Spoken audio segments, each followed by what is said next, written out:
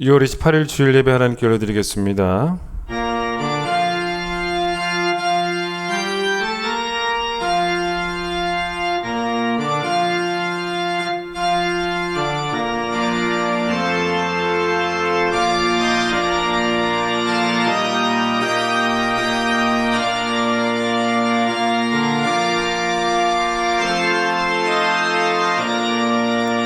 오직 여호와는 그 성전에 계시니 온 땅은 그 앞에서 잠잠할지니라. 기쁨으로 여호와를 섬기며 노래하면서 그 앞에 나아갈지어다. 하나님은 영이시니 예배하는 자가 영과 진리로 예배할지니라. 아멘.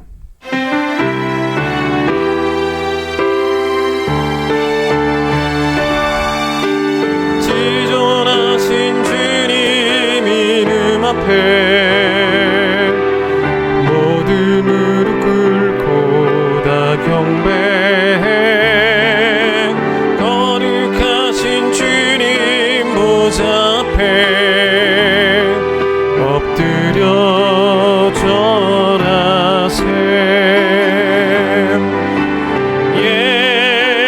예수는 그리스도, 예수는 주, 하나님의 영으로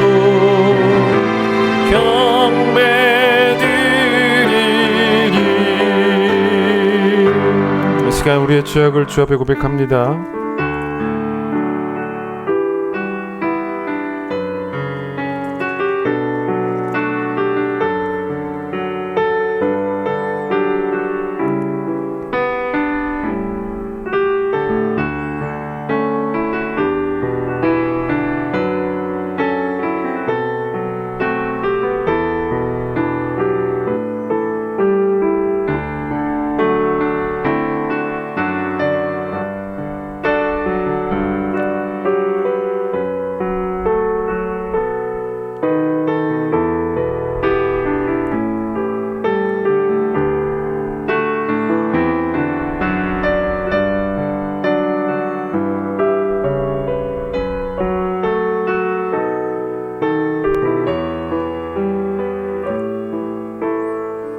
여호와는 긍휼이 많으시고 은혜로우시며 노하기를 더디하시고 인자하심이 풍부하시도다. 우리의 죄를 따라 우리를 처벌하지는 아니하시며 우리의 죄악을 따라 우리에게 그대로 갚지는 아니하셨으니 동이 서에서 먼 것 같이 우리의 죄가를 우리에게서 멀리 옮기셨느니라. 아멘. 신앙 고백합니다.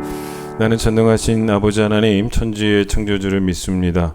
나는 그의 유일하신 아들 우리 주 예수 그리스도를 믿습니다. 그는 성령으로 잉태되어 동정녀 마리아에게서 나시고 본디오 빌라도에게 고난을 받아 십자가에 못 박혀 죽으시고 장사된 지 사흘 만에 죽은 자 가운데서 다시 살아나셨으며 하늘에 오르시어 전능하신 아버지 하나님 우편에 앉아 계시다가 거기로부터 살아있는 자와 죽은 자를 심판하러 오십니다. 나는 성령을 믿으며 거룩한 공교회와 성도의 교제와 죄를 용서받는 것과 몸의 부활과 영생을 믿습니다. 아멘. 310장입니다.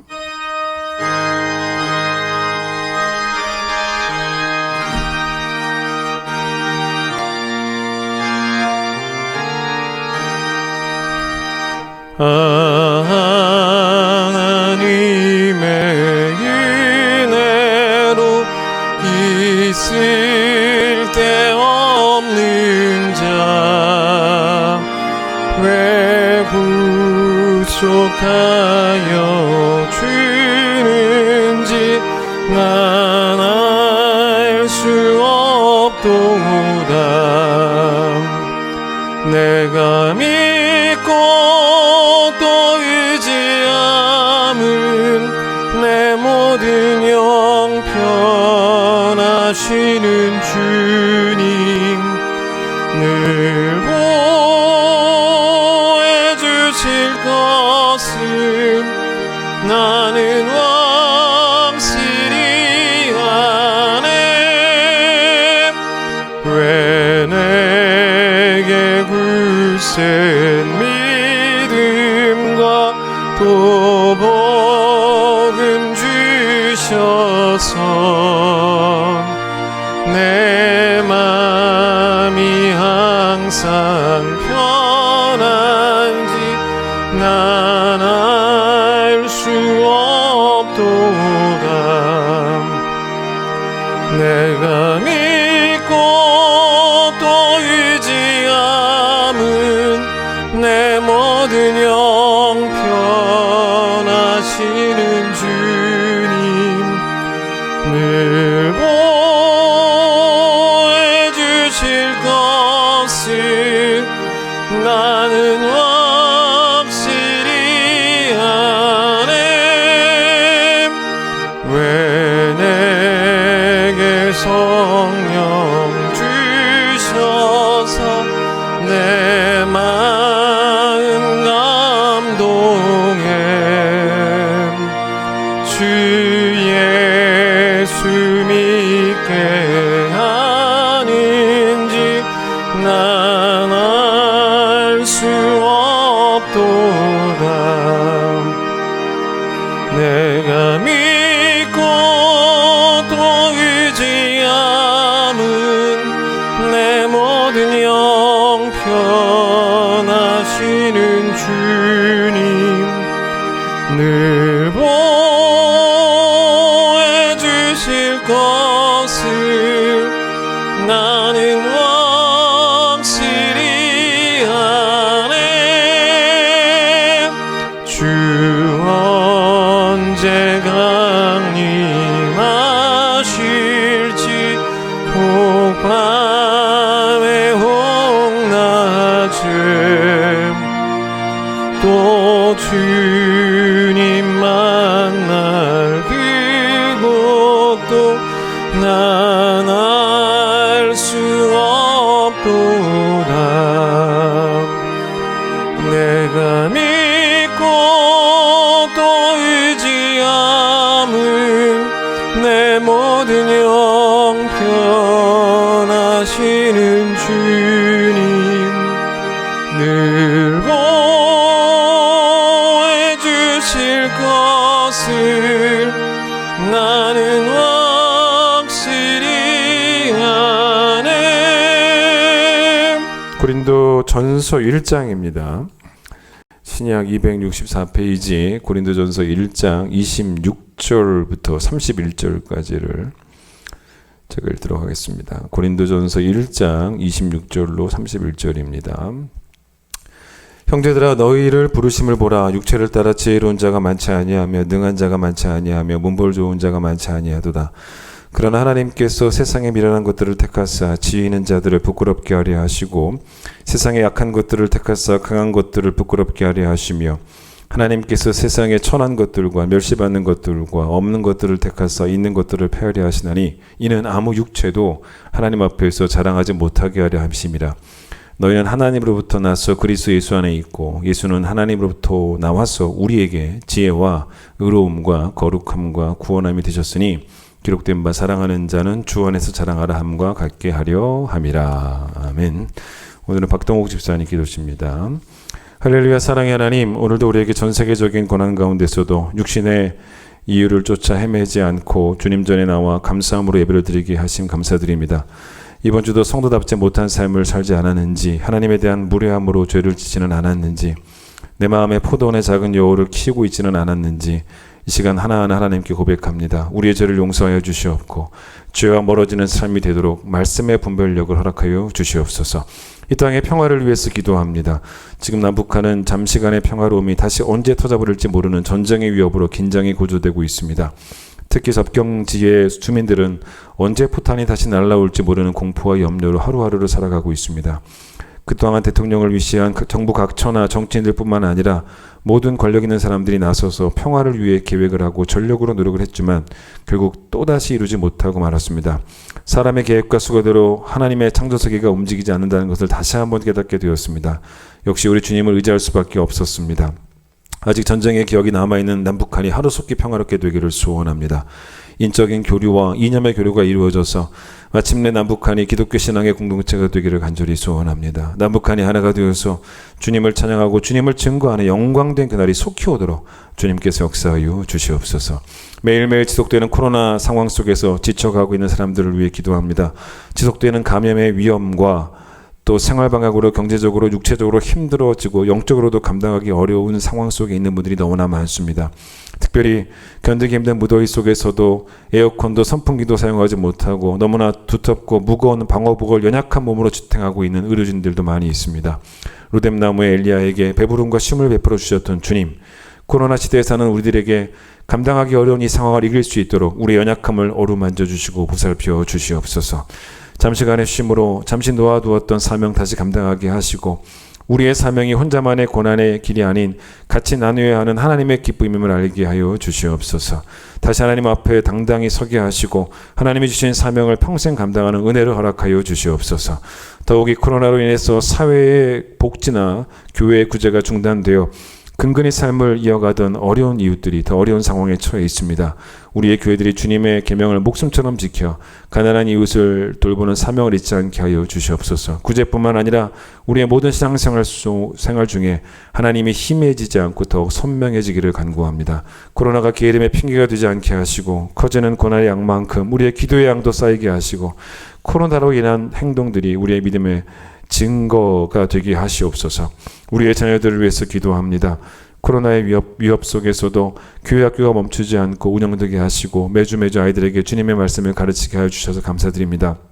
무엇보다 가정교육이 회복되게 하시옵소서. 가정에서 보이는 모습들이 우리 자녀들에게 가르침이 되지 않겠습니까? 돈에 대한 사랑과 세상의 소망을 보이는 가르치는 것이 아니라 주님의 말씀만을 의지하고 생명으로 여김을 삶의 유산으로 삼게 하여 주시옵소서.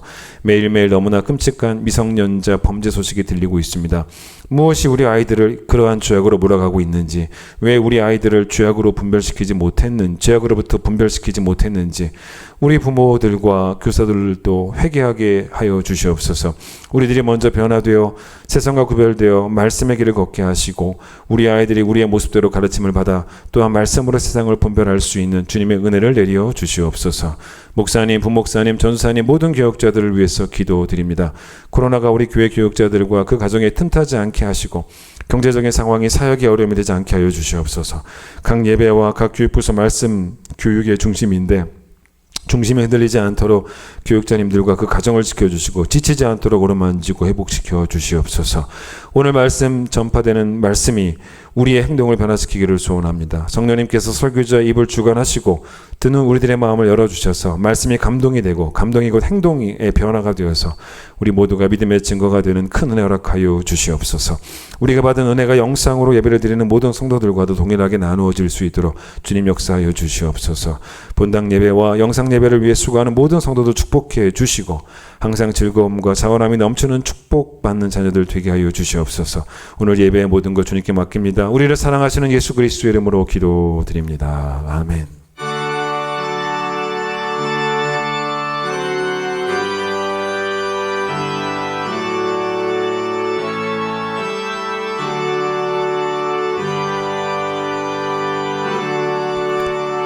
봉헌하겠습니다.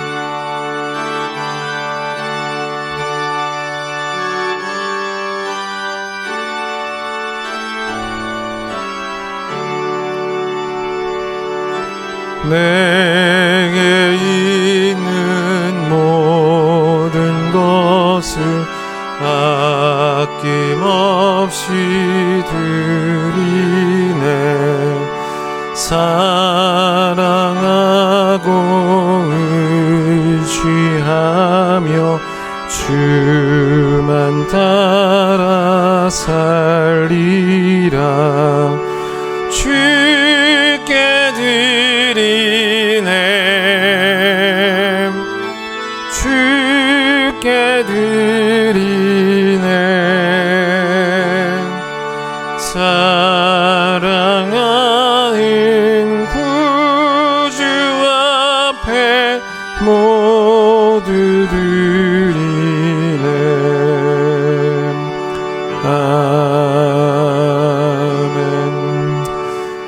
다른 곳에서의 첫날보다 주의 전에서 하루가 우리에게 너무나 귀합니다. 오늘도 우리를 주의 뜰로 부르시고 주의 성전에 모이게 하셔서 하나님을 예배하는 기쁨 허락해 주심을 감사합니다. 선포되어지는 말씀이 우리에게 분별력과 지혜가 되게 하시고 또 그 말씀이 우리의 삶이 될 수 있도록 축복해 주셔서 우리 가정이 되도록 말씀의 유산을 물려주는 믿음의 명문가문 될 수 있도록 축복해 주시기를 간절히 소망합니다. 오늘 주 앞에 나오면서 귀한 예물 주님께 드립니다. 주님을 사랑하는 마음의 고백입니다. 주님 이 예물 받아주시고 또 하나님 영광 위에 꼭 필요한 곳에 잘 쓰여질 수 있도록 사용될 때마다 하나님께서 우리와 함께 해주시기를 소망합니다. 예수님 이름으로 기도드립니다. 아멘. 교회 소식 전하겠습니다. 여러분, 벌써 다음 주가 7월 첫째 주입니다. 벌써 반년이 지났고요. 항상 7월 첫째 주는 맥주 감사 주일로 드리고 또 11월 셋째 주는 추수 감사 주일입니다. 제가 늘 해마다 강조했던 것처럼 맥주 감사 주일은 지난 반년을 감사하시면 되고요. 그 다음에 추수감사주는 지난 1년을 감사하시면 됩니다. 코로나라고 하는 어려운 상황에 있었던 건 분명한 사실이지만 그렇다고 해서 우리를 향한 하나님의 은혜가 없었던 것이 아닙니다. 이제 그런 상황 속에서도 여러분들이 은혜를 읽어낼 수 있는 믿음이 필요한 거죠. 다음 주 맥주감사주 여러분 그냥 예배하지 마시고 또 하나님께 감사하는 마음으로 또 감사 예물도 잘 준비해 주시기를 바랍니다. 김현수 집사님 친정 아버지께서 소천하셔서 금요일에 장례를 끝마쳤습니다. 여러분 뵙게 되면 하나님 위로를 전해주시기를 바랍니다. 오늘 말씀을 곧바로 듣겠습니다. 예수를 믿는 사람이 이제 세상 사람들과 다른 점이 있죠. 그게 이제 뭐냐면 자랑하는 게 세상 사람들과 확연히 다르다는 것입니다. 예수를 믿고 나서도 예수 믿기 전에 자랑했던 것을 그대로 자랑하고 있다면 아직 그 교만의 병을, 그게 교만이잖아요. 교만의 병을 고치지 못했다면 그런 사람은 아직 예수 그리스도를 제대로 만났다라고 말할 수도 없고 복음의 정신을 제대로 이해했다라고 보기도 어렵습니다. 이 복음을 알게 되면 나의 교만부터 회개하게 됩니다. 복음을 알게 되면 겸손해집니다. 그래서 여러분 복음은 나에 관한 그 자랑을 더 이상 하지 않게 만드는 능력이 바로 복음이죠. 그런데 이제 조나단 에드워드라는 분이 어떻게까지 말을 했는지 들어보세요. 한번 들어보세요. 영적 교만의 확실한 표지 중 하나는 자신의 겸손함을 높이 평가하는 경향이다. 여러분 들어보세요. 너무 정확하게 시작하지 않았습니까? 이게 무슨 말이냐면 내가 겸손한 줄 알면 그 사람은 아직 교만한 사람이라는 거예요. 그런 이야기입니다. 하나님은 우리에게 후하게 주시는 분이시고 풍성하게 주시는 분이십니다. 그리고 우리는 그래 봐야 우리는 받는 존재일 뿐입니다. 받는 자는요 주시는 분만을 자랑하는 게 옳지. 따라서 그 사람의 영적 상태가 어떤지를 얼마나 또 성숙되어 있는지를 우리가 한번 점검을 해보려면 그 사람이 자랑하는 게 무엇인지를 보면 그 사람의 신앙이 드러납니다. 그 자랑을 체크해 보시면 돼요. 근데 우리가 보통은 누구 앞에서 우리가 이제 보통은 자랑하냐면 사람들 앞에서 뽐냅니다. 그리고 이제 그 사람들은 항상 우리가 생각할 때는 어떤 사람들이냐면 내가 생각하기에 나보다 못난 사람들이에요. 그러니 그 사람들 앞에서 정말로 자기 자랑하기 너무 바쁠 수밖에 없는 거죠. 그런데 오늘 본문을 보세요. 오늘 본문 29절에 보세요. 29절에 보시면 여기 상당히 중요한 표현이 하나 나옵니다. 그게 바로 뭐냐면 놓치지 말아야 되는 중요한 표현이 바로 뭐냐면 29절 하나님 앞에서라는 표현입니다. 하나님 앞에서. 여러분 그러니까 이 하나님 앞에서의 정신을 우리가 잃어버리면요. 그걸 놓쳐버리면 자기 잘난 맛의 세상을 살 수밖에 없게 됩니다. 사람 앞에서 자랑할 게 많으려고 하나님 믿는 게 아니에요. 그게 아니라 하나님을 믿으면 믿을수록 여러분 하나님 앞에서 난 자랑할 것이 하나도 없다라는 것을 절감을 하게 됩니다. 29절 보세요. 29절 보시면 이 표현 자체도 우리를 낮춰요. 이는 뭐라 그럽니까? 원래 이렇게 하면 더 맞는 것 같은데 아무 인간도 아무 사람도 어떤 사람도 하나님 앞에서 이렇게 말해도 될 것을 그보다 아예 더 낮춰버립니다. 뭐라 그래요? 아무 육체도 더 낮춰버리는 거예요. 인간이라는 단어보다 어떤 면에서 더 느낌적으로 더 보잘것없는 그런 단어가 육체 아니겠습니까? 하박국도 똑같은 말이에요. 하박국에서도 하박국 2장 20절에 뭐라고 말하냐면 모든 사람은이라 그러지 않아요. 모든 육체는 하나님 앞에서 잠잠할지니라 이렇게 말합니다. 피조물이 창조주 앞에서 뭘 자랑하겠냐는 거예요. 구원받은 자가 구원자 앞에서 뭘 자랑하겠느냐, 이제 그런 이야기죠. 시편 20편 7절에 어떤 말씀이 나오냐면 어떤 사람은 병거, 어떤 사람은 말을 의지하나 우리는 여호와 우리 하나님의 이름을 자랑하리로다라는 말씀이 나옵니다. 사실 우리는 이제 뭘 자랑하는 거냐면 우리가 자랑하는 바를 보면 우리가 의지하는 바를 읽어낼 수 있는 거예요. 그러니까 우리는 의지하는 거를 자랑합니다. 내가 내 자랑을 많이 한다는 건 뭘 의미하는지 아십니까? 믿을 건 나밖에 없다. 내가 나를 의지한다는 걸 의미한다고. 내가 나를 믿는다는 이야기죠. 그런데 이 방금 읽어드린 이 말씀은 이스라엘 백성들에게 이 홍해를 건넌 사건을 떠올리게 하는 말씀일 거예요. 여러분, 애굽의 자랑이 뭐였습니까? 애굽의 자랑은 뭐였냐면 그들의 말입니다. 그들의 병거예요. 그들의 말과 병거로 그걸 믿고 그걸 의지하면서 애굽에서 탈출하던 이스라엘 백성 정도는 쉽게 따라잡고 쉽게 해치울 수 있을 것 같아서 쫓아옵니다. 그런데 말과 병거를 하나님이 바닷물로 삼켜버리십니다. 그렇다면 우리가 자랑할 것은 말과 병거가 아닌 거죠. 하나님 외에는 없는 거죠. 그렇게 생각하시면 돼요. 허드슨 테일러라고 하는 이제 유명한 중국 선교사, 영국 분입니다. 근데 이분이 이제 그 1905년 그 6월 3일에 73세 나이로 당신이 참 사랑하셨던, 그분이 참 사랑했던 중국 땅에서 이제 돌아가셨어요. 참 위대한 일들을 많이 했던 중국을 위해서 그런 선교사입니다. 근데 어떤 분이 이 선교사님에게 질문을 한 거예요.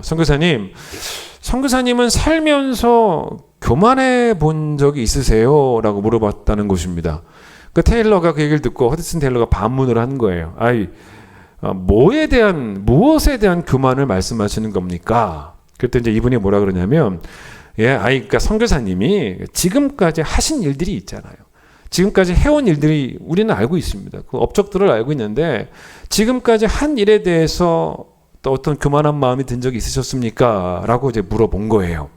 그랬더니 허드슨 테일러 선교사님이 뭐라고 말씀하셨냐면, 난 이해가 안 된다고.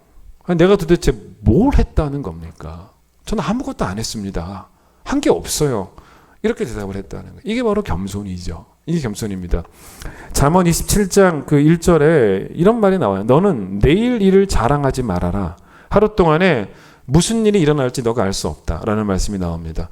나에 대해서 자랑할 게 워낙 많은 사람들은요, 내일도 자랑합니다. 내일 일도 자랑해. 두고 뭐라고. 내가 내일 꼭 그걸 이룰 거라고. 내가 장래 이룰 것이라고. 근데 과연 그게 그렇게 되더냐는 거예요. 그러니까 나를 믿고 그런 말을 하는 건데, 근데 과연 내가 그렇게 믿을 만한 위대한 존재냐는 것입니다. 하나님 앞에 나와서 하나님, 나는 죄인입니다. 라고 우리가 고백을 하지 않습니까? 이게 겸손한 거죠. 겸손한 게 맞습니다. 근데 이 겸손도 여러분 진짜 겸손하냐는 거예요. 여러분 하나님 앞에 나와서 하나님 나는 죄인입니다 라고 말하면서 만약에 어떤 사람이 여러분을 향해서 당신 죄인입니다 라고 말했다고 해보세요. 기분 나빠하잖아요. 네가 뭐라고. 기분 나빠하지 않습니까? 우리 꼭 그래요. 야, 네가 뭐라고 나한테 죄인이라 그러냐. 너나 똑바로 하지. 이런 말 합니다. 그러니까 우리는 아직 한참이나 교만하다는 거예요. 아직 멀었다는 것입니다. 그러니까 우리는 지금보다 훨씬 더 많이 마음이 이제 가난해져야 된다는 것을 의미합니다. 이 성경을 이렇게 읽다 보면 뭘 느끼냐면 성경이 꾸준하게 끊임없이 우리에게 가르치는 바가 있어요. 그리고 저도 사실 여러분에게 그걸 가르치려고 해요. 그동안 말씀을 쭉 저의 설교를 들으면서 그걸 느끼셨을 거예요. 그게 뭐냐면 성경이 계속 가르치려고 하는 게 뭐냐면 여러분과 우리가 참 대단한 존재다, 위대한 존재다 라고 성경은 가르치지 않습니다. 성경은 어떻게 가르치냐면 우리가 대단한 존재다 그렇게 우리를 느끼게 만들지 않아요. 그렇게 가르치지 않고 뭘 느끼게 만드냐면 우리는 소중한 존재다. 소중한 존재다라는 걸 느끼게 가르칩니다. 하나님 눈에 여러분과 저는요, 대단해서 소중한 게 아니라 하나님 눈에 여러분과 제가 아무것도 아닌 게 분명해요. 아무것도 아니어도 그냥 우리가 하나님 눈에는 소중한 거예요. 그래서 우리가 하나님을 우리의 아버지라고 부를 때 여러분 아버지의 마음이 어떤지는 여러분이 아버지여서 알지 않습니까? 여러분 아버지가 어린 자녀를 바라보는 그 눈을 생각해 보세요. 여러분의 눈에 그 어린 자녀가 위대해 보입니까? 그렇진 않아요. 대단해 보이지도 않습니다. 그 아이가 위대하고 대단해 보여서 그래서 대단히 소중한 것이 아니고 그게 아니고 그냥 그 아이는 소중해서 소중한 거예요. 대단해서 소중한 게 아니고 그냥 소중해서 소중한 것입니다. 그게 바로 근데 결국 우리를 향한 하나님 아버지의 마음이기도 하다는 거죠. 자, 오늘 본문에서 이 바울은 고린도 교회에게 성도들에게 뭐라고 말하는 거냐면 이 사람들이 뭐 굳이 세상과 비교해 보면 스펙이 별로 안 좋은 사람들도 꽤 많았다는 거죠. 그런 사람들에게 상당히 위로가 되는 말씀을 주시는 거예요. 이 사도 바울이 여러분은 대단한 존재가 아닙니다. 근데 여러분은 소중한 존재입니다. 이제 그 얘기를 하고 있는 거죠. 이게 어디에서 나올 수밖에 없냐면 이건요 기독교의 이 교리가 어떤 교리냐면 선택의 교리입니다. 오늘 제가 그 얘기를 좀 드립니다. 이 선택의 교리 때문에 우리는 소중한 사람인 거예요. 이 선택의 교리는 하나님이 선택한 사람들이 구원을 받는다. 그것도 창세 전부터 이미 선택하신 사람들이 그렇게 성경은 말을 합니다. 근데 이 교리가 어려워요. 이해하기 힘든 교리입니다. 왜 누구는 선택을 하고 왜 누구는 선택하지 않으셨는가라는 이런 질문이 이 교리를 생각하면 생각할수록 막 우리의 이성을 괴롭힙니다. 바울이 기록한 이 서신서들을 이렇게 보시면은 이 구원론을 설명할 때 그게 제일 중요한 부분이니까요. 이 구원론은 다 뭐냐면 선택에 의한 구원입니다. 나중에 한번 찾아 읽어보세요. 근데 이걸요 중세시대에 어거스틴이라고 하는 신학자이기도 하고 철학자였던 사람이 또 잘 정리를 했고 또 종교개혁자들도 다 그걸 가지고 정리를 한 거예요. 그러니까 이 로마 카톨릭이 자꾸 행위로 구원받는다는 소리를 하니까 선택을 강조하기 위해서 종교개혁자들이 뭐 특별히 깔뱅이라는 사람이 이걸 잘 정리합니다. 그러니까 여러분 이 교리는 선택의 교리는 중세시대 어거스틴이 만들어낸 교리도 아니고요. 깔뱅이 만들어낸 교리도 아니고 성경의 교리입니다. 그래서 여러분 깔뱅이 그 제네바에 있는 베드로 교회라고 하는 곳에서 1558년 5월부터 시작해서 48번에 거쳐서 에베소서 강해를 하거든요. 근데 여러분 에베소서 전체 설교를 다 합니다. 근데 에베소서 1장에는 막 그 선택의 그 교리가 막 꽃이 펴 있습니다. 그런데 이제 이 설교를 다 하고 나서 무슨 말을 결국은 깔뱅이 했냐면 들어보세요. 우리는 논증에 의해서나 이성에 의해서나 하나님이 어떻게 창세전부터 우리를 선택하셨는지 이해할 수는 없지만 하나님이 우리에게 그것을 선포하셨기에 그것을 안다. 그러니까 이게 무슨 말이냐면 우리가 보통 안다고 말할 때는 어떻습니까? 어떤 경우에 안다고 말하냐면 이성에 의해서 논증에 의해서 이해가 될 때 우리는 안다라고 말하는데 그런데 이 성경의 교리가 이해하기 어렵다는 거예요. 그러니까 이해가 돼서 안다라고 말하지 말라는 거예요. 우리는 그렇게 말할 수 없고 이해하기 어려우니까 이해가 돼서 안다라고 말하지 말고 성경이 그렇게 선포하니 안다. 그렇게 믿는다. 성경이 그렇게 선포하니 내가 아는 교리고 성경이 그렇게 선포하니 믿는 교리다. 그렇게 말하라는 것입니다. 이 선택의 교리가 이해가 안 된다고 해서 성경을 읽을 때 그 부분을 건너뛰어 읽을 수는 없는 노릇이에요. 이 부분이 가르치기 어렵다고 설교자가 또 안 가르칠 수도 없는 노릇이라는 거예요. 이건 꼭 가르쳐야 되는 부분이라는 것입니다. 악한 사람이 지옥에 간다. 여러분 어때요? 이해가 됩니다. 이건 다 이해가 돼요. 악하니 지옥에 가야지. 그 마땅한 거야. 라고 여러분 이해하실 것입니다. 근데 여러분 이 반대가 뭡니까? 그럼 반대가 뭐냐면 그러면 선한 사람은 천국에 가야지. 맞을 것 같잖아요.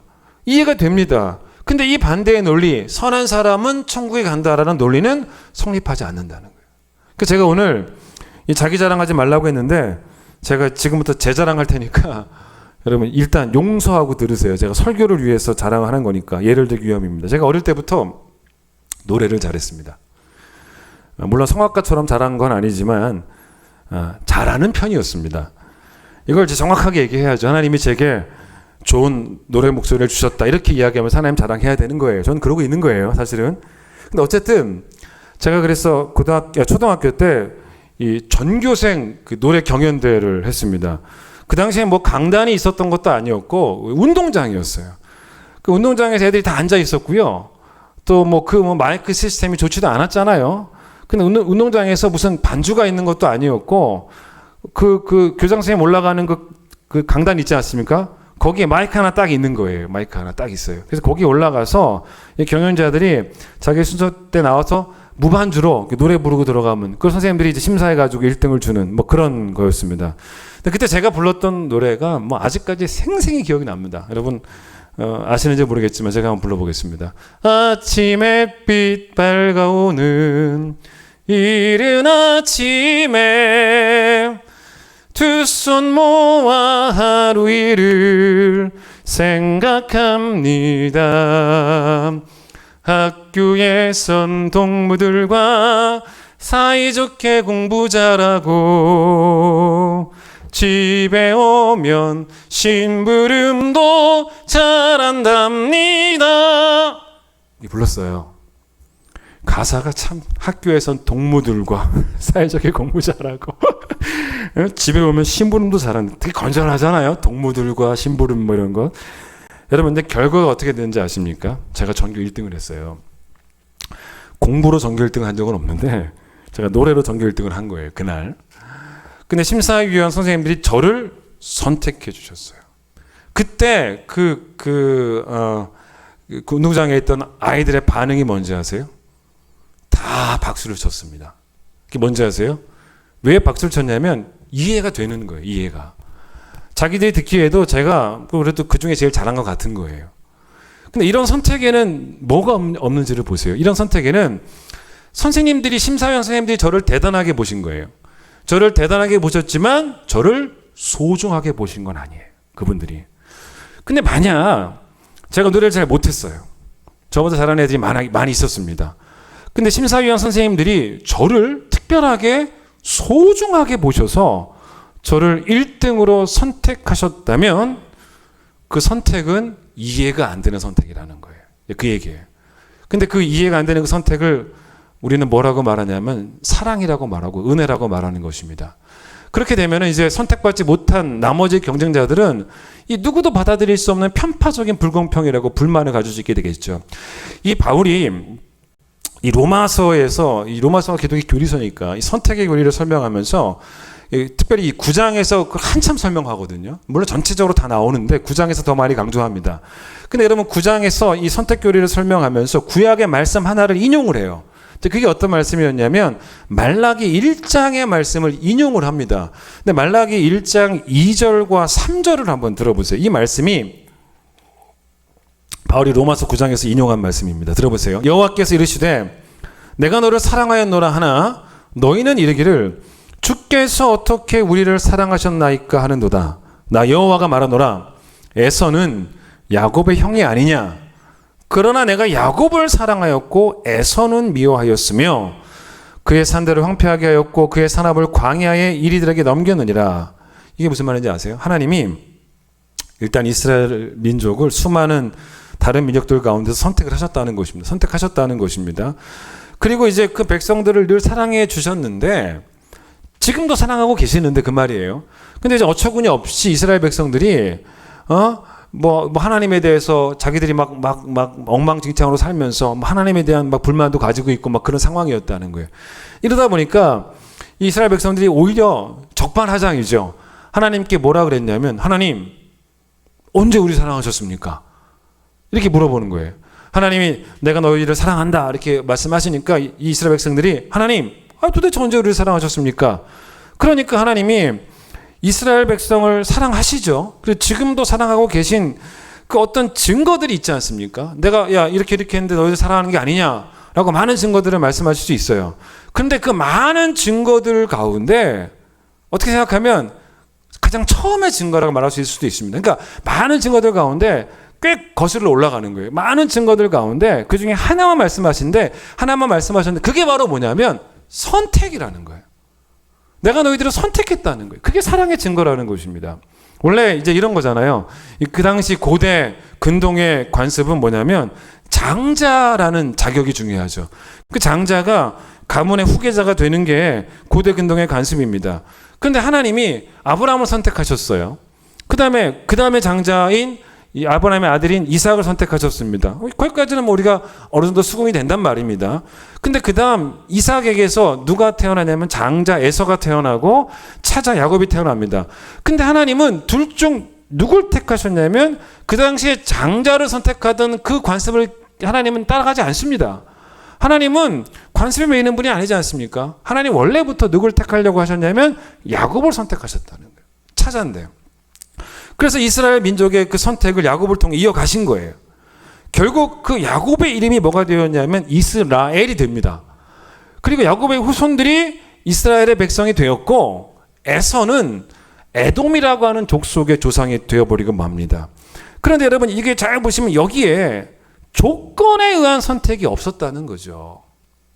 조건으로 보면 에서가 장자이기도 하고 행위를 봐도 오히려 에서가 야곱보다 더 도덕적으로 탁월성을 갖고 있는 것 같은데 그런데 여러분 선택은요 하나님의 절대 주권이에요. 선택은 구원은 하나님의 절대 주권입니다. 우리가 우리 스스로를 구원하는 구원의 장본인이 아니에요.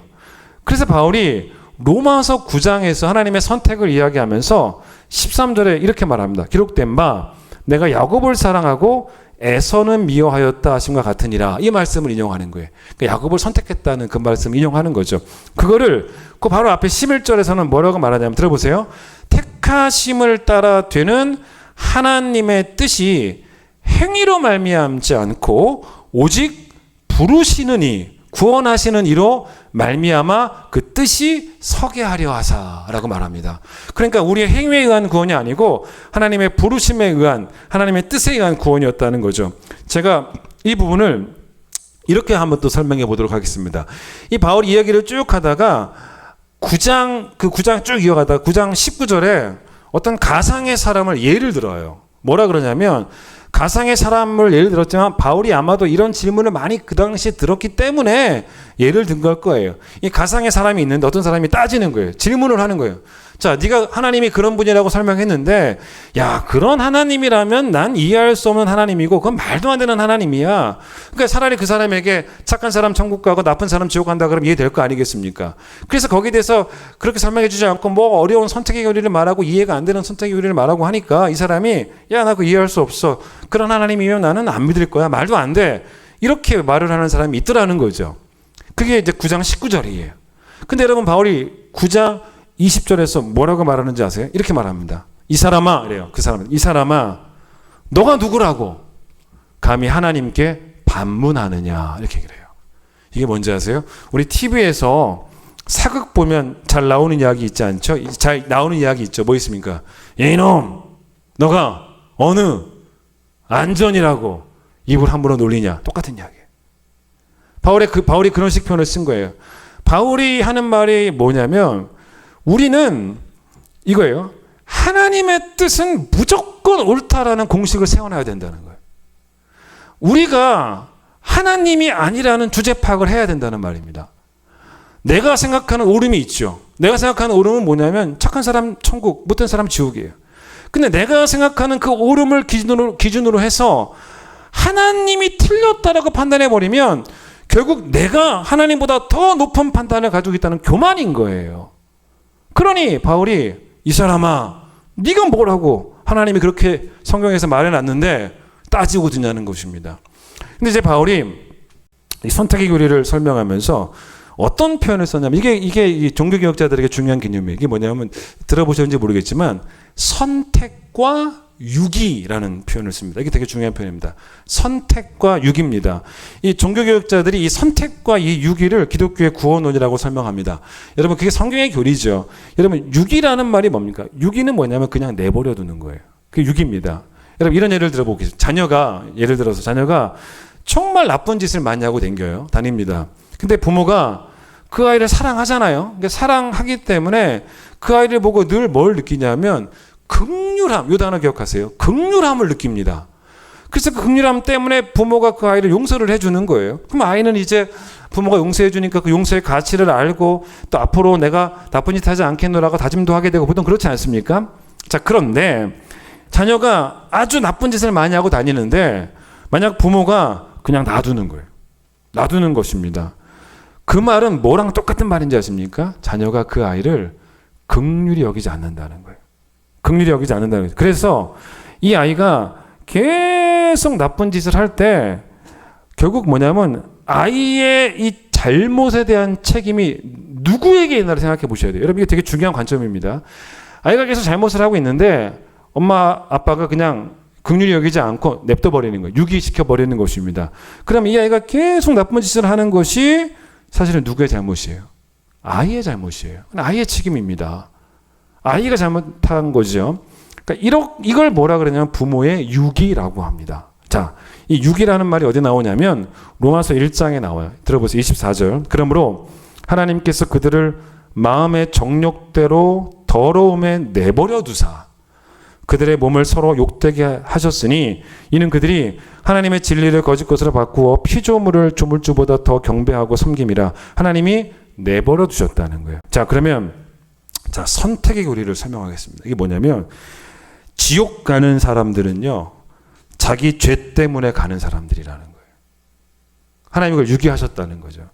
그러니까 하나님이 선택하지 않으셔서 지옥 갔다라고 말을 해도 될 것 같지만 그 뭔가 그 느낌이 어떻습니까? 그러면 하나님에게 책임이 있는 것 같다는 거예요. 그러나 여러분, 지옥 가는 건요, 당연히 자기 책임이에요. 자기 죄 때문에 지옥에 간다는 것입니다. 즉 죄인인 그 사람을 하나님이 긍휼히 여기지 않으셨다는 거예요. 근데 반면에 그러면 천국 가는 사람들은 뭐냐는 거예요. 자기 공로가 아니라고요. 천국 가는 사람들은 하나님의 선택에 의해서, 하나님의 은혜에 의해서, 하나님의 특별한 사랑에 의해서 천국을 가는 것인데, 이걸 바울이 하나님의 은혜, 하나님의 사랑이라는 표현을 쓰지만 로마서 9장에서는 특별히 어떤 단어를 쓰냐면 하나님의 긍휼이라는 단어를 쓰는 거예요. 들어보세요. 로마서 9장 23절에 선택받은 사람을 뭐라고 설명하냐면, 들어보세요. 영광 받기로 예비하신 바 긍휼의 그릇이라는 거예요. 영광은 긍휼 때문에 받게 되어진다는 것입니다. 그러니까 여러분, 유기에는 죄인이 지옥 가는 그 유기 있지 않습니까? 거기에는 뭐가 있냐면, 유기에는 뭐가 있냐면 하나님의 심판이 있는 거예요. 유기에는 하나님의 공의만 있습니다. 하나님의 정의만 있어요.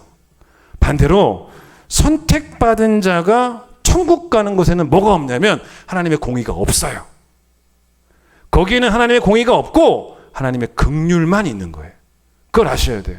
하나님의 은혜만 있고 하나님의 사랑만 있습니다. 그게 어디 나오냐면 데살로니가 후서 1장을 한번 봐보세요. 데살로니가 후서 1장을 보세요. 거기 1장 읽지는 않겠습니다. 1장 5절을 보세요. 1장 5절에 이는 하나님의 뭐라고 나와요? 공의로운 심판의 표라는 말이 나옵니다. 하나님의 공의가 또 나와요. 7절 보세요. 하나님의 공의시니, 중간에 하나님의 공의시니라고 이렇게 나옵니다. 공의라는 말이 2번 나오죠. 자, 그런데 하나님의 공의가 뭔지 아십니까? 바로 유기예요. 유기입니다. 그게 뭐냐면 긍휼히 여기지 않으신다는 거죠. 그래서 8절 보세요. 8절. 하나님을 모르는 자들, 자기 죄예요. 자기 죄. 하나님을 모르는 자들과 우리 주 예수의 복음에 복종하지 않는 자들에게 형벌을 내리시니 이런 자들은 주의 얼굴과 그의 힘의 영광을 떠나서 영원한 멸망의 형벌을 받으리로다. 이게 바로 뭐냐면 하나님의 공의예요. 그렇죠? 하나님의 공의입니다. 왜 지옥 갔냐? 자기 죄 때문에. 하나님이 선택하지 않으셔서 그렇게 말하기보다는 자기 죄 때문에, 하나님을 안 믿었기 때문에, 예수님에게 복음에 순종하지 않았기 때문에 영원한 형벌을 받는다는 거죠. 그런데 이제 반대로 갑시다. 그러면 선택받아 천국 가는 여러분과 저는 뭐냐는 거예요. 이건 하나님의 공의가 아니라 그랬죠. 하나님의 긍휼이고 사랑이라고 그랬습니다. 여러분 잘 보세요. 10절 보세요. 바울은 성경의 표현을 아주 정확하게 합니다. 여러분, 정확하게 한다는 거는요, 영어로 말하면 수동태, 능동태 이런 것도 정확하게 표현합니다. 뭐 하는 거냐 당하는 거냐 정확하게 표현합니다. 성경 자체가 0.1%의 오류도 없는 거예요. 모순이 없죠. 자, 거기 뭐라 그럽니까? 10절. 그날에 구원받는 자들을 말하는 거예요. 그가 강림하사 누구에게? 그의 성도들이잖아요. 이게 바로 선택이에요. 그의 성도들이죠. 그의 성도들에게 그 다음 보세요. 영광을 받으시고 모든 믿는 자들에게서 놀랍게 여김을 얻으시리니. 왜 그런지 아세요? 여기에는 하나님의 하나님의 은혜만 있기 때문이라는 것입니다. 이게 무슨 말이냐면, 주님이 재림하실 때 이제 우리의 구원이 완성이 될 때 우리도 부활하신 주님처럼 영광스럽게 변화가 됩니다. 그걸 성경은 뭐라 그러냐면 영화라고 해요. 영화롭게 변화된다고. 근데 우리는 뭘 믿냐면 몸의 부활을 믿습니다. 몸의 부활은 우리가 영광스럽게 예수님처럼 변화가 되어지는 겁니다. 그래서 여러분, 고린도전서 15장 부활장에 그 몸의 부활을 뭐라고 설명하냐면 썩은 것으로 심고 썩지 아니하는 것으로 살고 욕된 것으로 심고 영광스러운 것으로 다시 살고, 약한 것으로 심고 강한 것으로 다시 살고, 육의 몸으로 심고 신령한 몸으로 살고, 이렇게 설명합니다. 그런데 자, 우리가 그날에 주님 재림하실 때 영광스럽게 변화된다고 해서, 잘 들어보세요. 영광스럽게 변화된다고 해서 우리가 영광을 받는 건 아니라는 거예요. 그게 10절이에요. 영광 받으실 분이 누구냐? 우리를 영광스럽게 변화시키기 위해서 십자가에 달리셨다가 3일 만에 부활하신, 자기 목숨을 내주신 예수 그리스도, 그 아들을 우리에게 내어주신 하나님, 그분이 영광을 받으셔야 된다는 거예요. 10절 보세요. 그날에 그가 강림하사 그의 성도들에게서 영광을 받으셔야 된다는 거예요. 모든 믿는 자들에게서 경탄을 받으셔야 된다는 거예요. 놀랍게 여김을 받으셔야 된다는 것입니다. 그러니까 여러분 잘 보세요. 우리의 구원이 완성이 될 때는 거기에는 하나님의 공의가 아니고 하나님의 긍휼과 은혜와 사랑만 있다는 것입니다. 그래서 우리가 놀라는 것은 우리가 놀라운 존재여서 놀라는 게 아니고, 그날에 우리를 이렇게 변화시키신 그리스도가 놀라워서 경탄을 해야 된다는 거예요. 이 부분을 존 스토트의 로마서 강해에서 제가 읽어드릴 때 참 정확히, 여러분 이거를 읽으면 그래도 꽤 마음이 와닿을 거예요. 한번 들어보세요. 하나님은 절대로 불의하지 않다. 모든 인간은 하나님 보시기에 약한 존재이고 어떤 누구도 구원받을 만한 자격이 없다. 어떤 사람이 심판을 받는다면 그것은 그들의 죄로 인해 받아 마땅한 것이다. 반면에 하나님이 어떤 사람들을 불쌍히 여기신다면 그분이 절대로 불의하신 것이 아니다. 하나님은 긍휼로 그들을 다루시기 때문이다. 놀라운 것은 어떤 사람들은 구원받고 어떤 사람들은 구원받지 못한다는 사실이 아니라 어떤 사람이 구원을 받는다는 것이다.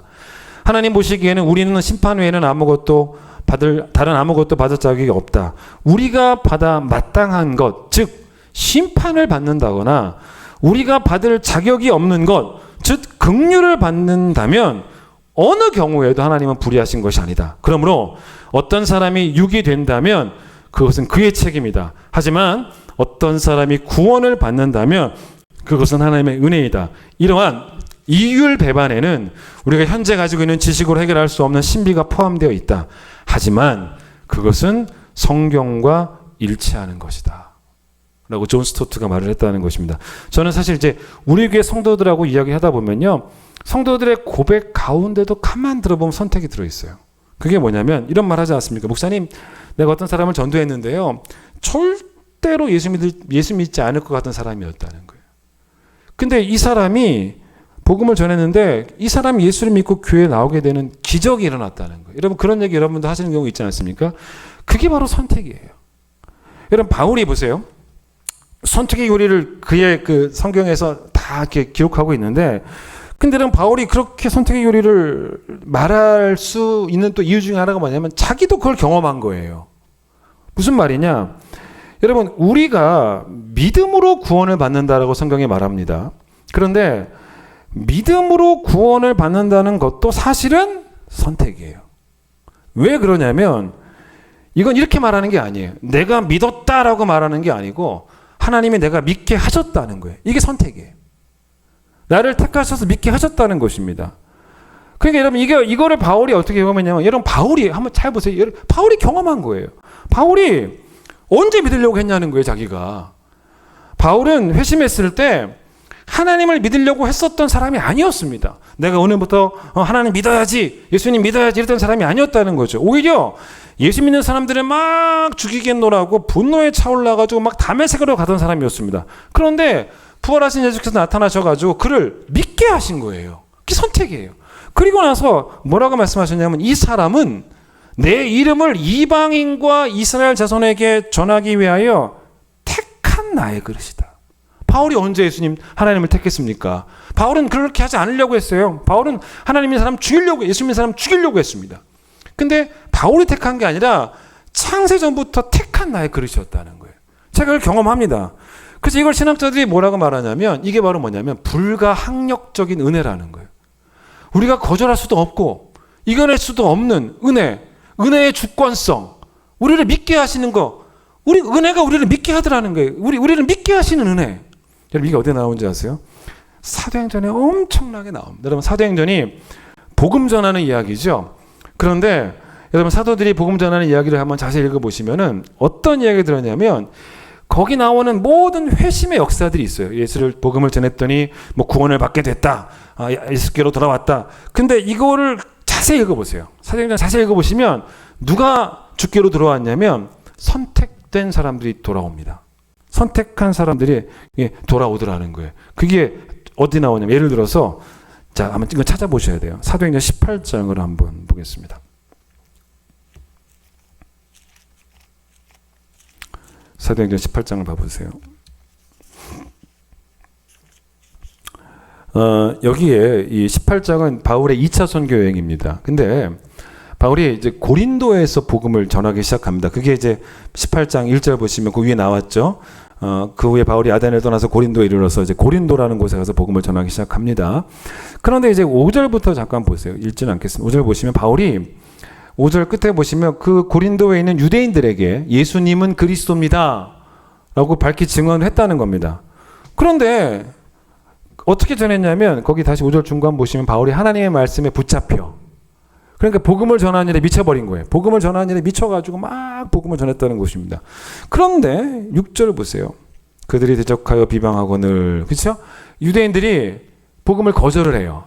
이거 안 믿습니다. 그래서 바울이 이제 어떻게 하냐면 6절 끝에 보세요. 이후에는 이방인에게로 가리라 라고 말을 합니다.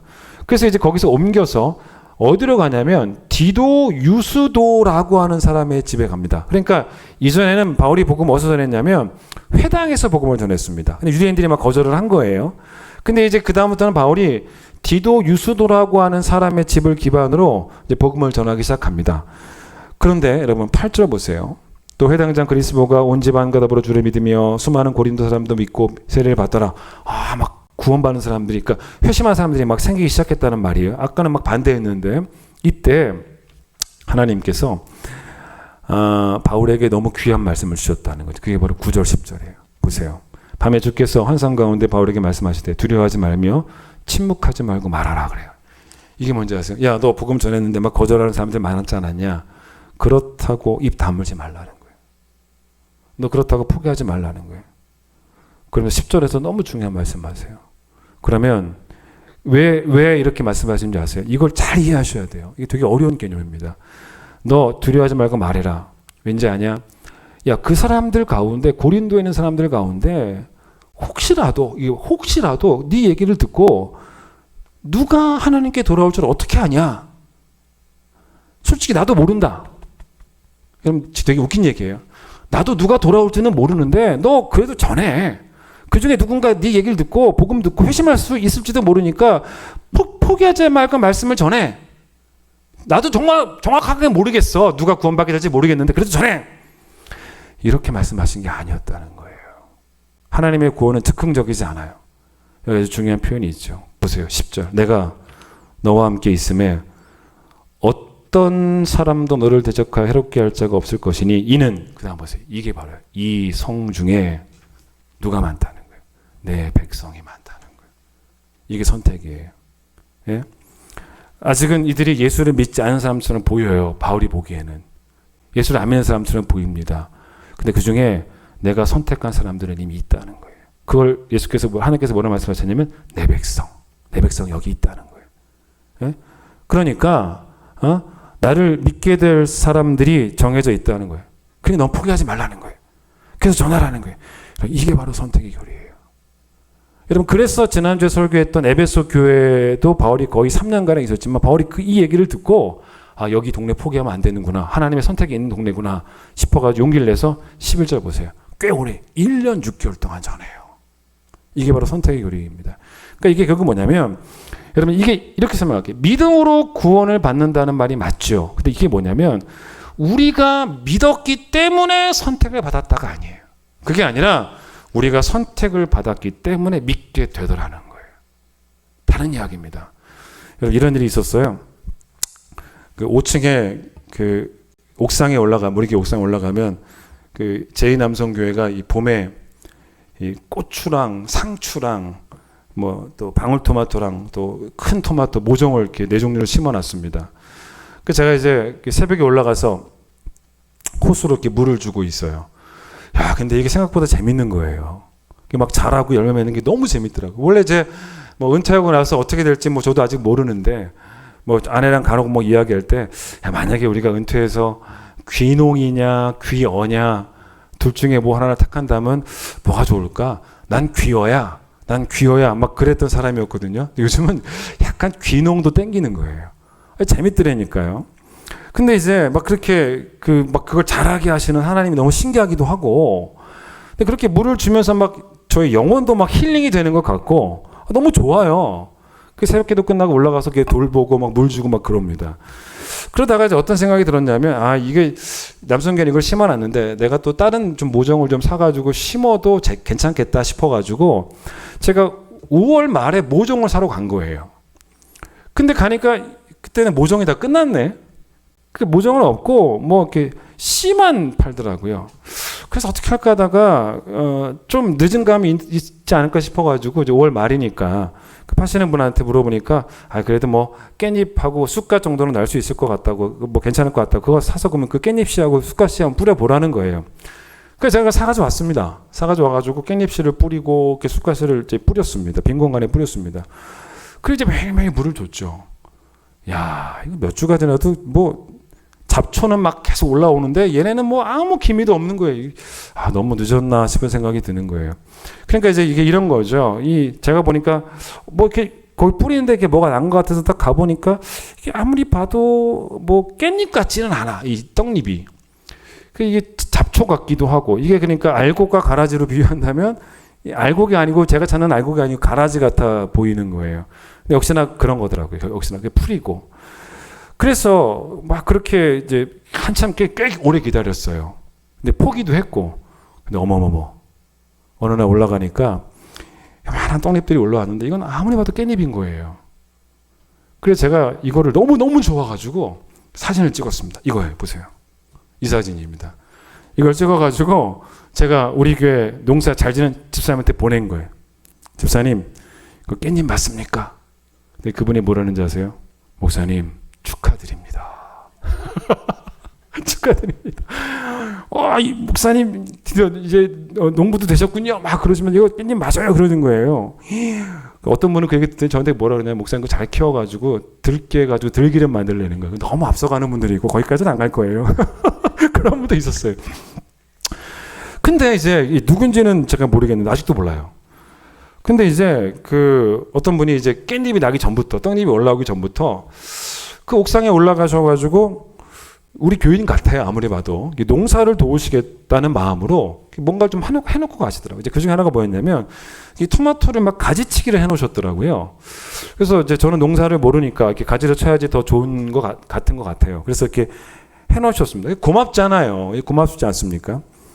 근데 이제 제가 이제 지난 금요일에 새벽 예배를 끝나고 이제 또 잘 자라고 있는 그 깻잎들, 그 다음에 또 이 쑥갓도 좀 올라오기 시작했어요. 그 쑥갓도 제가 사진 보세요. 예, 이것도 제가 쑥갓도 그 집사님한테 찍어서 보냈는데 집사님이 축하드립니다 또 그러더라. 쑥갓 맞다고. 그래서 제가 이제 그 옥상에 이제 금요일 날 이제 올라갔죠. 이렇게 잘 자라고 있는 깻잎들을 보려고 올라갔다가 제가 충격에 빠진 거예요. 이분이 누군지 모르겠는데 어젯밤이든 아니면 제가 올라가기 전 새벽이든 교회를 다녀가신 것 같아요. 토마토를 가지치기를 좀 하시긴 하셨는데 이번에는 잡초를 뽑아 놓으셨더라고요. 근데 잡초를 뽑은 게 아니고 잡초를 뽑는 과정 가운데 제 깻잎을 다 뽑아 놓으신 거예요. 오, 주여. 네. 전체는 아니고 전체 한 반 정도를 다 뽑아 놓으신 거예요. 오, 주여. 너무 속상한 거예요. 제가 오늘 약간 보슬보슬 비도 왔잖아요. 깻잎을 다 찾았어요. 뽑아 놓으신 그 풀떼기 속에서 다시 다 심었어요. 네. 이게 다시 날짜 날짜는 저도 몰라요. 일단 너무 안타까워 다시 다 심어놨어요. 이 자리를 빌어 그분이 누군지는 모르지만 방송을 통해 예배를 드리는 분이나 아니면 교회에서 예배를 드리는 분이나 자기가 누군지 밝히실 필요는 없습니다. 전 이미 다 용서했습니다. 앞으로 뽑지 마세요. 예. 여러분, 이렇게 사람의 선택은 실수가 있어요. 뭐가 가라지인지 뭐가 알곡인지 모릅니다. 여러분, 그러나 성경에 모르는지 아세요? 하나님의 부르심에는 후회하심이 없어요. 하나님의 선택은 후회하심이 없는 선택이라는 것입니다. 잘못된 선택이 아니라는 것입니다. 하나님의 우리를 향한 그 긍휼은 잘못된 긍휼이 아니라는 거예요. 그 사랑은, 그 은혜는 잘못된 게 아니고 귀한 것이고 감사한 것이라는 것입니다. 그래서 우리가 자랑해야 되는 것은, 오늘 본문 보세요. 오늘 본문 보고 마치겠습니다. 고린도 전서 1장 잘 보세요. 우리가 자랑해야 되는 것은 30절, 너희는 하나님으로부터 나서 어디 있대요? 그리스도 예수 안에 있대요. 여러분, 우리가 자랑해야 되는 것은, 하나님이 바울을 통해 주신 말씀이 뭐냐면, 예수 그리스도 안에 있는 자들에게는 뭐가 없냐면 정죄함이 없는 거예요. 하나님의 심판이 없는 거예요. 긍휼만 있는 거예요. 그래서 우리를 예수 그리스도를 통해서 의롭다 하셨기 때문에 바울은 심령이 허전한 사람들에게 자랑거리가 있었으면 좋겠다라고 말하면서, 제발 그 자랑거리를 예수 밖에서 찾지 말라는 거예요. 모든 자랑거리는 그리스도 예수 안에 있는 보화라는 거예요. 그리스도 예수 안에 있는 우리가 누리는 그 은혜가, 그 보화가 우리의 자랑거리라는 것입니다. 그게 뭐냐면 네 가지로 설명한 거예요. 30절 첫 번째, 그리스도는 우리에게 지혜라는 거예요. 그리스도를 아는 지혜. 두 번째, 그리스도는 우리가 의로운 게 아니에요. 우리의 의로움이 되신 거라는 거예요. 그걸 자랑하라는 거예요. 우리가 세 번째, 우리가 거룩한 게 아니에요. 그리스도께서 보내주신 성령님께서 오늘도 우리를 거룩히 하신다는 거예요. 그걸 자랑하라는 거예요. 마지막으로 구원함. 그리스도가 우리의 최종적인 구원함이 되시는 분이라는 거예요. 우리가 우리를 구원하는 것이 아니고 그리스도가 우리를 구원하신다는 거예요. 그게 우리의 평생의 자랑거리, 예수 안에 있는 보물을 평생 동안 자랑하시는 모두가 되시기를 간절히 축원드리겠습니다. 찬양하겠습니다.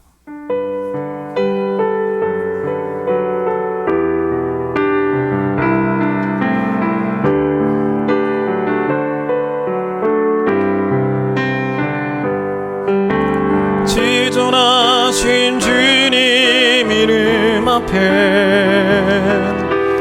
모두 무릎 꿇고 다 경배해.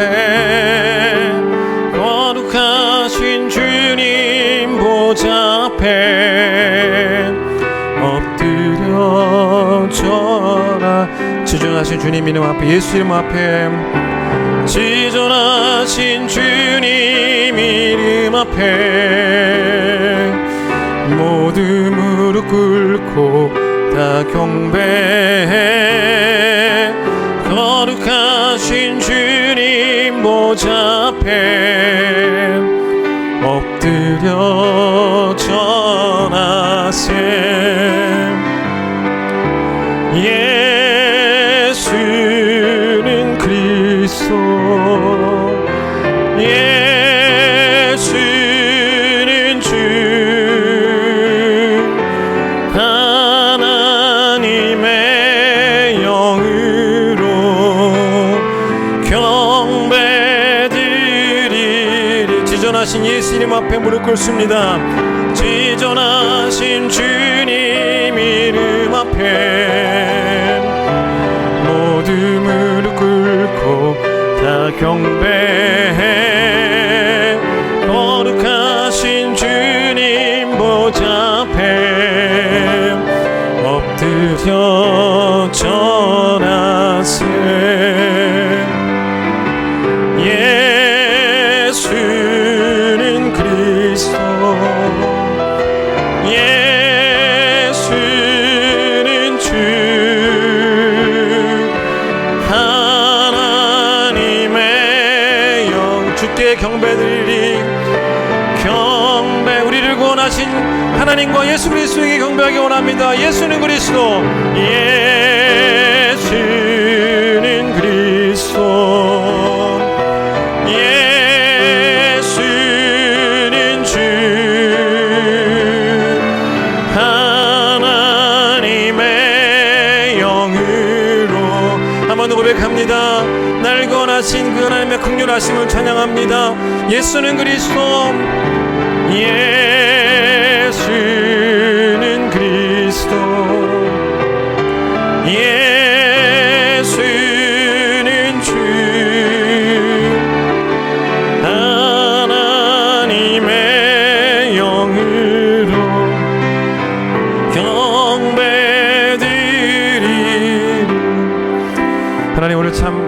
이해하기 어려운 이야기를 풀어갔습니다. 그래도 우리가 생각하는 그 오름이 성경적인 오름이 아니라면 우리의 오름은 그름 틀린 것일 수밖에 없습니다. 우리가 하나님보다 더 높을 수 없습니다. 하나님의 뜻이 우리의 모든 그 판단의 기준이 되어야 될 수밖에 없습니다. 누구는 선택하시고 누구는 선택하지 않으셨다는 게 이해되지 않는 불편한 놀라움이 되는 게 아니고 우리를 선택하셨다는 게 감사해야 될 놀라운 이유가 되는 것입니다. 하나님의 긍휼을 하심을 우리에게 베풀어 주셨습니다. 우리가 무엇이라고 구원받을 수 있었겠습니까? 그 은혜 감사하며 하나님 앞으로 우리가 평생을 살아가는 날 동안 그 은혜 잊지 않게 우리에게 역사하여 주시고 매일 우리를 구원하신 그 은혜를 찬송하며 살아가는 성도들 되어질 수 있도록 하나님께서 우리를 축복해 주시기를 간절히 소망합니다. 오늘 주신 말씀이 우리 성도들에게 감사의 이유가 되게 하시고 새 노래의 이유가 되게 하시고 무엇보다도 헌신의 이유가 될 수 있는 귀한 축복이 우리 성도들에게 늘 임할 수 있도록 축복하여 주시옵소서. 이제 예수님 놀라우신 은혜와 하나님의 그 크신 사랑과 성령의 역사 증거 교통하심이 예수께서 우리의 지혜가 되시고 예수께서 우리의 거룩함이 되시며 예수께서 우리의 의로움과 구원하심이 되심을 또한 고백하며 우리의 자랑은 주 안에 있는 예수 안에 있는 그 보물들밖에 없다라고 고백하며 평생을 예수 자랑하고 살아가기를 소망하는 우리 큰금의 모든 성도들 위해 함께 하시길 간절히 축원하옵나이다. 아멘.